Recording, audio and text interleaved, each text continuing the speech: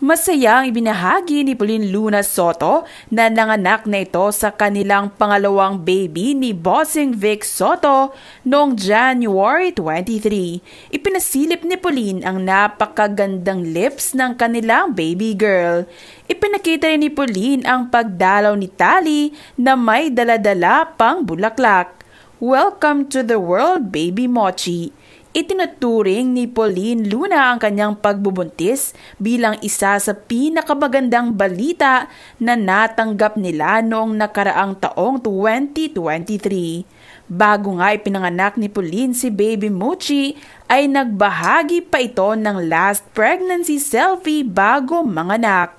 Caption pa ni Pauline sa larawan ay ang kanyang mga mensahe sa mister na si Bossing Vic Soto, sa panganay nilang si Tali at sa kanilang new bundle of joy na si Baby Mochi.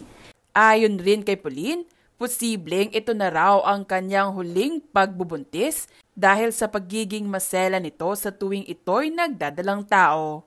Today, I took my last, probably ever pregnant selfie.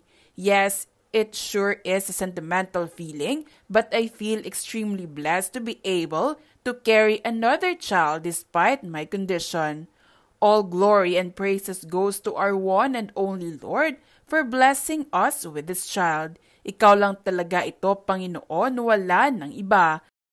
Ibinahagi rin ni Pauline ang throwback video nito kasama si Tali na bagong panganak pa lamang. Bago nga manganak si Pauline ay palagi itong nagbabahagi ng baby bump update sa kanyang social media.